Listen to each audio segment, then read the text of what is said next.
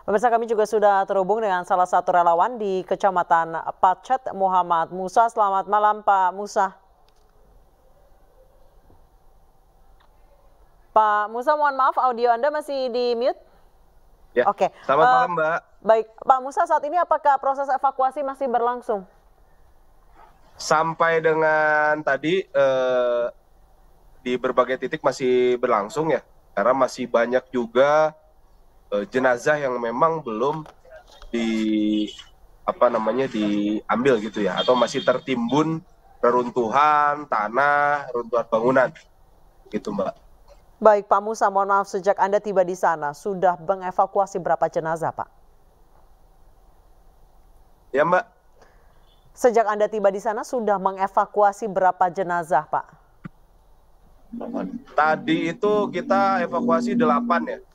Kemarin tim kita di Cianjur Kota menginfokan 15 paket jenazah ya. Jadi setiap hari lumayan banyak kita temukan bersama tim potensi SAR lainnya. Baik, Pak Musa, di wilayah tempat Anda bertugas saat ini seperti apa, Pak, kondisinya? Ya Mbak. Di tempat Anda bertugas saat ini, Pak Musa, seperti apa kondisinya, Pak? Seberapa parah? Sampai dengan saat ini gempa susulan masih terus terjadi dengan intensitas rendah, dan memang beberapa lokasi masih minim untuk bantuan gitu ya, bantuan medis, karena banyak sekali yang patah tulang, Mbak. Nah tadi tim kami sampai dengan jam 5 subuh masih melakukan pelayanan kesehatan, dan saya sendiri menyaksikan ketika subuh tersebut di daerah Bunyet, di daerah situ kita sekaligus pelayanan kesehatan, sekaligus juga ada jenazah anak berjumlah 6 anak gitu. Masya Allah. Jadi sangat luar biasa sekali kondisinya pada saat kita melakukan pelayanan kesehatan. Dan semalam di daerah Tunggilis, saya juga menyaksikan bersama teman-teman relawan, itu ada 1 jenazah anak, dan ini Mbak, sedikit info saja, banyak sekali jenazah anak-anak yang memang menjadi korban saat ini dari dampak gempa bumi di Cianjur. Baik, Pak Musa, apa yang menyebabkan sebenarnya begitu banyak jenazah anak-anak? Apakah mereka memang ketika kejadian sedang tinggal di rumah, ditinggal oleh orang tuanya, atau bagaimana, Pak, cerita dari warga di sana? Info dari warga, anak-anak ini ada yang sedang tertidur, ada juga tidur siang ya Mbak ya. Ada juga yang memang sedang bermain di halaman rumah, lalu tertimpa pagar, tertimpa bangunan, jadi tidak bisa menyelamatkan diri gitu. Sehingga lukanya lumayan parah, serius begitu ya, tidak bisa ditangani langsung ke rumah sakit, jadi meninggal begitu Mbak.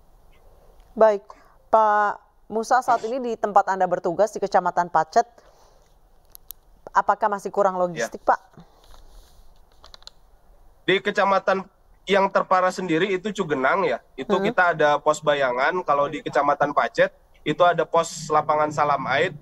Ternyata di Kecamatan Pacet juga beberapa daerah di desa-desanya juga belum dapat sentuhan atau bantuan dari berbagai lembaga ataupun kepemerintahan. Jadi seperti tadi di Tunggilis, warga-warga sendiri menyebut minim sekali bantuan logistik gitu ya. Mungkin karena memang info yang di luar yang santer itu di Kecamatan Cugenang gitu. Ternyata kecamatan-kecamatan lain juga terdampak parah gitu. Begitu Mbak. Di Tunggilis sendiri ada 8 korban akibat dari gempa ini gitu ya. Itu menurut penuturan warga juga lumayan parah juga gitu. Jadi ada 8 anak juga meninggal juga gitu karena tertimbun bangunan. Baik, jadi ternyata masih banyak kecamatan-kecamatan lain di luar Cugenang yang ternyata membutuhkan bantuan, terutama logistik dan untuk evakuasi ya, Pak Musa ya. Betul, memang yang terparah setelah saya melakukan asesmen di beberapa titik di Cugenang, memang yang terparah di Cugenang gitu ya, di wilayah Gasol, di wilayah Mangun, eh, dan di wilayah-wilayah sekitarnya gitu, Cijedil gitu ya. Cuma sehingga lembaga atau relawan-relawan banyak konsentrasi titiknya ke daerah-daerah tersebut dan daerah-daerah apa namanya kecamatan lain itu sedikit agak dikacangin gitu ya atau tidak mendapatkan akses gitu Mbak. Kalau untuk wilayahnya masih terisolasi atau sudah terbuka aksesnya, Pak?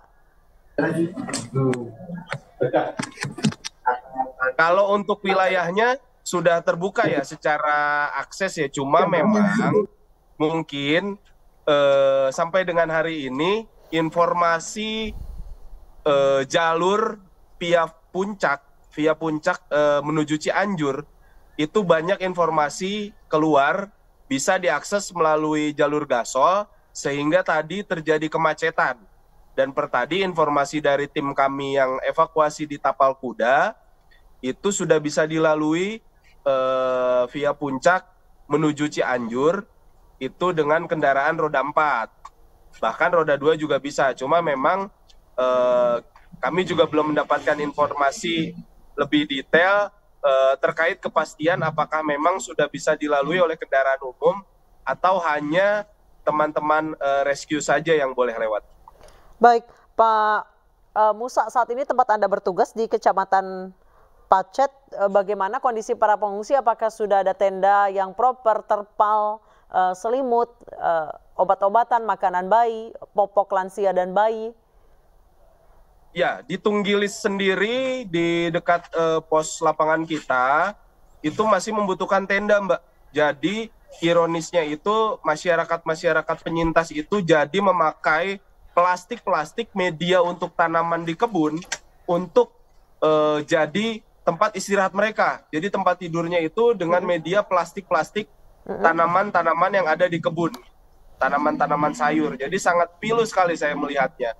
Apalagi selimut gitu ya dan alas. Jadi mereka menyelamatkan hasil-hasil dari timbunan atau yang tidak tertimbun dari gempa untuk dipakai untuk tidur malam hari. Dan penerangan di beberapa titik belum terakses listrik lagi gitu ya. Jadi sempat hidup kemarin lalu mati lagi. Jadi di beberapa pengungsian tadi saya keliling ada sekitar 4 pengungsian di Tunggilis, 4-5 pengungsian di Tunggilis itu belum mendapatkan akses penerangan gitu. Begitu, Mbak. Baik, jadi listrik masih padam di sana ya, Pak Musa ya? Ya.